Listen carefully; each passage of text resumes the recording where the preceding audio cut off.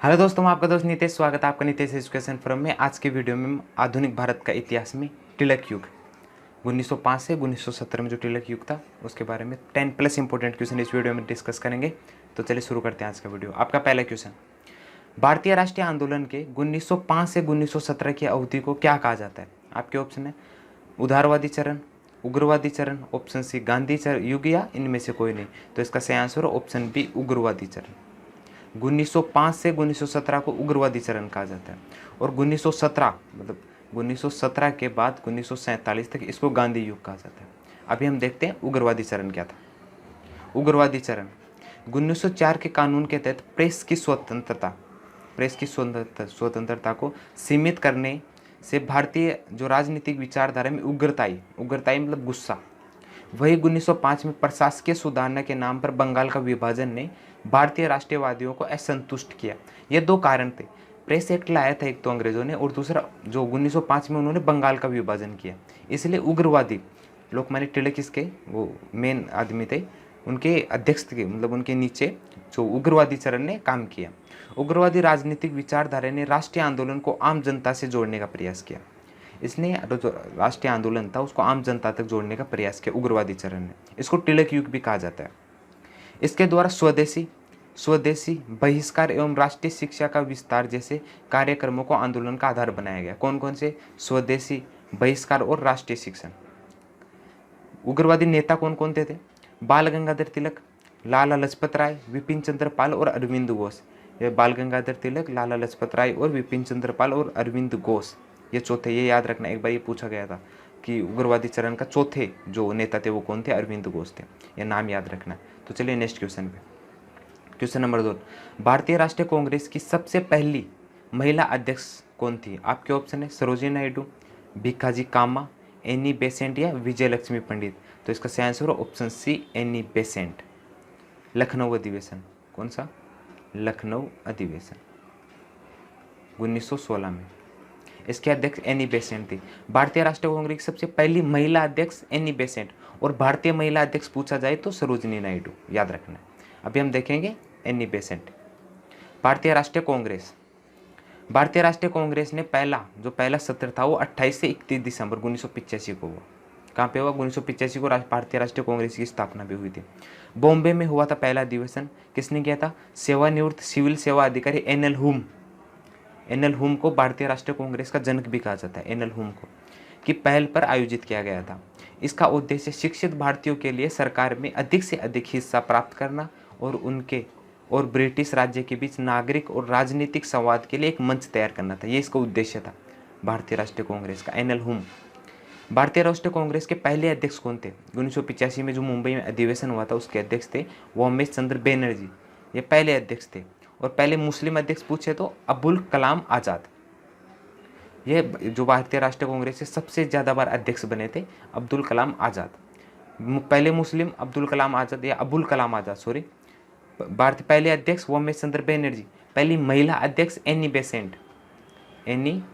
Besant पहली महिला अध्यक्ष। और भारतीय महिला अध्यक्ष पूछा जाए तो सरोजिनी नायडू। उनके बाद में जो महिला अध्यक्ष बनी थी वो हमारी जो प्रधानमंत्री थी इंदिरा गांधी जी, वो थे। तो चलिए नेक्स्ट क्वेश्चन नंबर 3, गदर पार्टी के एक प्रमुख नेता थे। आपके ऑप्शन है पी मित्रा, हरदयाल, बीजी तिलक या विपिन चंद्र पाल। तो इसका सही आंसर ऑप्शन बी हरदयाल, लाला हरदयाल गदर पार्टी के एक प्रमुख नेता थे। अब देखेंगे हम गदर पार्टी। ये गदर पार्टी का झंडा है। गदर पार्टी भारत और अंग्रेजों को की पराधीनता से मुक्त, भारत को अंग्रेजों से पराधीनता से मुक्त कराने के उद्देश्य से बनाया गया संगठन थी। इसे अमेरिका और कनाडा में रहते थे भारतीय, उन्होंने 15 जुलाई 1913 को सैन फ्रांसिस्को नगर में इसको बनाया, स्थापना किया। ये पूछ सकते हैं गदर पार्टी की स्थापना कहाँ हुई थी? तो याद रखना सैन फ्रांसिस्को इस नगर में हुई थी। और कब हुई थी? 15 जुलाई 1913 को। यह पार्टी हिंदुस्तान गदर नाम का पत्र भी निकालती थी। कौन सा पत्र? न्यूज़पेपर हिंदुस्तान गदर, जो उर्दू और पंजाबी में था। एक बार ये भाषा पूछी गई है। गदर पार्टी जो न्यूज़पेपर निकालती थी हिंदू गदर नाम का, वो किस भाषा में छपता था? तो हिंदू, उर्दू और पंजाबी, इन भाषाओं में छपता था। गदर पार्टी के महान नेता, अभी नेता कौन कौन से?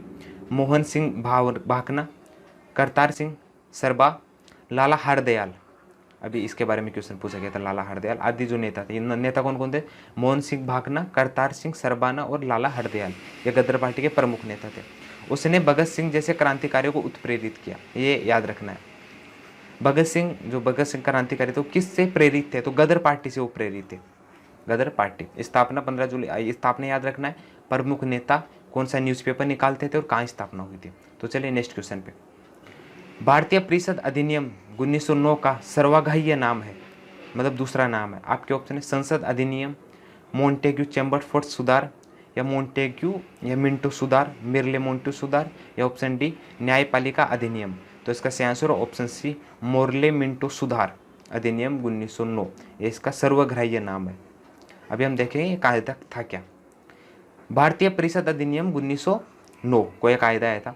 वर्ष 1909 में भारत परिषद अधिनियम, जैसे इसे मिर्लो या मिट्टो सुधार का कायदा भी कहा जाता है। इस अधिनियम द्वारा चुनाव प्रसारण प्रणाली के सिद्धांत को भारत में पहली बार मान्यता मिली।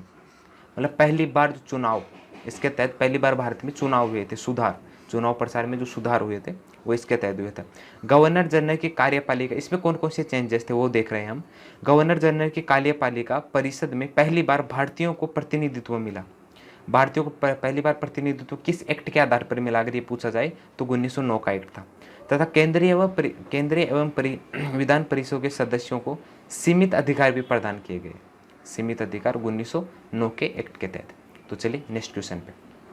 क्वेश्चन नंबर 5, भारत में गर्म दलीय आंदोलन का पिता किसे कहा जाता है? आपके ऑप्शन है मोतीलाल नेहरू, गोपाल कृष्ण गोखले, वल्लभ भाई पटेल या बाल गंगाधर तिलक। तो इसका सही आंसर है ऑप्शन टी बाल गंगाधर, लोकमान्य बाल गंगाधर तिलक, इनको गर्म दलीय नेता का पिता कहा जाता है। तो चलिए नेक्स्ट क्वेश्चन, भारतीय क्रांति की जननी, ऑप्शन याद रखना, भारतीय क्रांति की जननी मदर ऑफ इंडियन रिवॉल्यूशन किसे कहा जाता है? आपके ऑप्शन है श्रीमती इंदिरा एनी बेसेंट, स्नेहलाल वाडेकर, सरोजनी नायडू या बेंकम बिकाजी कामा। तो इसका सही answer option D madam Bhikaiji Cama को भारतीय क्रांति की जननी कहा जाता है। ये याद रखना है, पूछ सकते हैं भारतीय क्रांति की जननी किसे कहा जाता है, तो मैडम बिकाजी कामा। अब देखते हैं मैडम बिकाजी कामा, ये आपको यहाँ फोटो दिया है बिकाजी कामा जी की। भारतीय मूल पारसी नागरिक, भारतीय मूल थे लेकिन पारसी नागरिक थी, जिन्होंने लंदन, जर्मनी और अमेरिका का भ्रमण कर भारत की स्वतंत्रता के पक्ष में माहौल बनाया। इन्होंने माहौल बनाया था। जर्मनी की स्टार्टगार्ड नगर में 22 अगस्त 1907 को, या एमपी पॉइंट है याद रखना है, में हुई 7वीं अंतर्राष्ट्रीय कांग्रेस में भारत का प्रथम तिरंगा राष्ट्रीय ध्वज फहराने की सुवाख्यात है, मतलब प्रसिद्ध है। पहली बार जो भारतीय जो तिरंगा पहनाया था, किसने पहनाया था? बिक्काजी कामा ने। कहाँ पे? 7वीं अंतर्राष्ट्रीय कांग्रेस की परिषद थी स्टार्टगार्ड में, जर्मनी में, वहाँ पे उन्होंने भारत का तिरंगा पहली बार फहराया था। उनके द्वारा पेरिस में प्रकाशित वंदे मातरम पत्र प्रवासी भारतीयों को काफ़ी लोकप्रिय था। वंदे मातरम, इनका न्यूज़पेपर याद रखना है, बिक्काजी कामा का वंदे मातरम पेरिस से निकलता था। मैडम बिकाजी कामा लंदन में दादाभाई नौरोजी की प्राइवेट सेक्रेटरी भी रही है। ये आईएमपी पॉइंट है। इसमें आईएमपी पॉइंट ये है 22 अगस्त 1907 को जो अंतर्राष्ट्रीय कांग्रेस की परिषद हुई थी जर्मनी में स्टार्टगार्ड में, वहाँ पे उन्होंने पहली बार भारत का तिरंगा पहनाया था। किसने? बिकाजी कामा। और इनको क्या कहा जाता है? इनको भारतीय क्रांति की जननी भी कहा जाता है। तो चलिए नेक्स्ट क्वेश्चन पे। मुस्लिम लीग की स्थापना 1906 ईस्वी में हुई थी। उस समय उनके उद्देश्यों में कौन सी बात शामिल नहीं थी?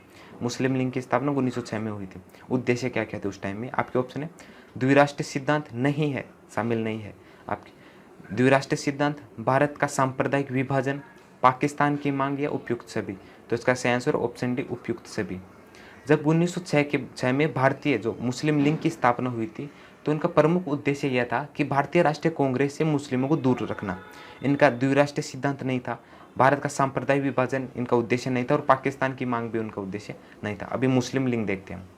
अखिल Bharatiya Muslim League, all India Muslim League का गठन 1906 में हुआ था। कहाँ पे हुआ था? ढाका में। इनका पहला अधिवेशन भी ढाका में ही हुआ था, याद रखना है। मुस्लिम लीग की स्थापना 1906 में हुई थी। कहाँ पे? ढाका, याद रखना है। मुस्लिम लीग का पहला राष्ट्रपति सर आगा खान को चुना गया। मुस्लिम लीग का पहला जो राष्ट्रपति था, पहले अध्यक्ष कौन थे? सर आगा खान, ये याद रखना है। केंद्रीय कार्यकाल इनका ऑफिस था अलीगढ़ में, हेडक्वार्टर कहाँ पर था? अलीगढ़ में। भारतीय मुस्लिम लीग की स्थापना हुई 1906 में। कहाँ पे हुई? ढाका में। पहले राष्ट्रपति थे आगा खान, और इनका जो ऑफिस था या हेडक्वार्टर था अलीगढ़ में था। ये तीनों पूछे गए हैं। एक बार ये क्वेश्चन पूछा है, एक बार ये क्वेश्चन पूछा है, एक बार ये क्वेश्चन पूछा है। सभी राज्यों जो शाखाएं बनाई गई, ब्रिटेन में लंदन शाखा का अध्यक्ष सैयद अमीर अली खान था। कौन था? अली, सैयद अमीर अली। कहाँ का? ब्रिटेन का। ब्रिटेन में जो उनकी शाखा थी उनके अध्यक्ष कौन थे? सैयद अमीर अली। तो चलिए नेक्स्ट क्वेश्चन पे। ये इनका तिरंगा है, ऑल इंडिया मुस्लिम लीग का। तो चलिए नेक्स्ट क्वेश्चन पे। झंडा है इनका, सॉरी। सूरत की फूट 1907 के बाद कांग्रेस किसके हाथ में आई? सूरत की फूट हुई थी 1907 में, इनके बाद में कांग्रेस किसके हाथ में है? आपके ऑप्शन है गरम दल वालों के, नरम दल वालों के, उग्रवादियों के, या निष्क्रिय हो गई। तो इसका सही आंसर ऑप्शन ए गरम दल जो नेता थे उनके हाथ में 1907 में अधिवेशन हुआ था सूरत में। सूरत अधिवेशन कहा जाता है इसमें। इसमें जो कांग्रेस थी और जो गरम दल के नेता थे जो लोकमान्य तिलक थे उनमें फूट हो गई थी। उनके बाद में जो कांग्रेस की सत्ता थी वो गरम दल के नेता लोकमान्य तिलक, विपिन चंद्र पाल, इनके हाथों में आई थी। तो चलिए नेक्स्ट। राष्ट्रीय शोक दिवस कब मनाया जाता है? आपके ऑप्शन है महात्मा गांधी की मृत्यु के दिन राष्ट्रीय शोक दिवस, भारत विभाजन के दिन, बंगाल विभाजन लागू होने के दिन, या कांग्रेस विभाजन के दिन। तो इसका सही आंसर ऑप्शन सी बंगाल विभाजन के दिन। 1905 में जो बंगाल विभाजन डिक्लेयर किया गया था उसके शोक, उसको भारतीय शोक दिवस के रूप में मनाया जाता है। अभी हम देखेंगे बंगाल का विभाजन जो 1905 में हुआ था।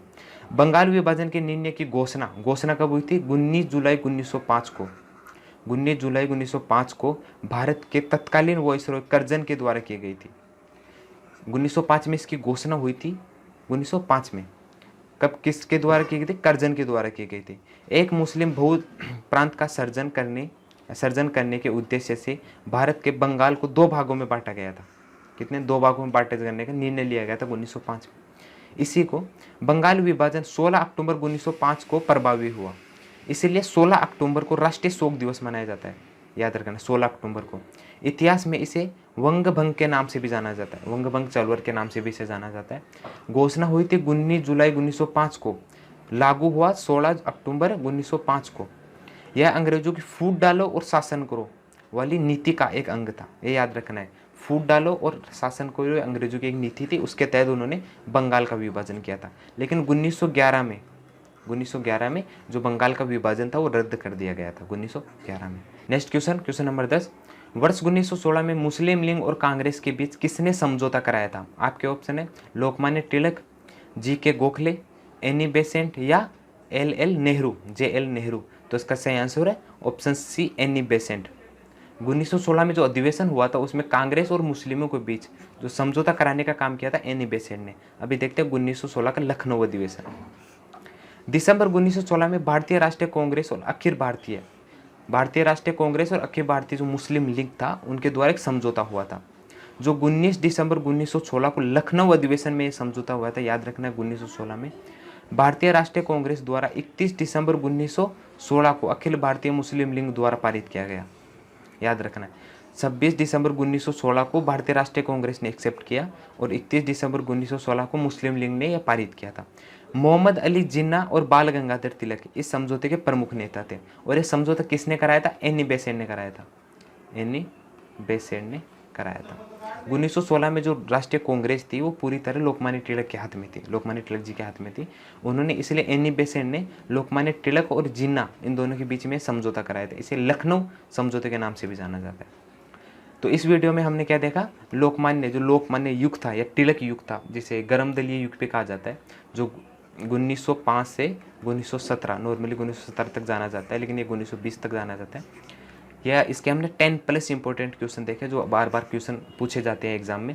अगर आपके कोई भी डाउट्स हो तो आप नीचे कमेंट बॉक्स में मुझे पूछ सकते हैं। अगर ये वीडियो आपको अच्छा लगा हो तो वीडियो को लाइक करें और अपने दोस्तों को शेयर करें, और इस चैनल को ऐसे ही वीडियो और देखने के चैनल को सब्सक्राइब करें। तो जल्दी मिलते हैं अगले वीडियो में। Thank you so much. जय हिंद।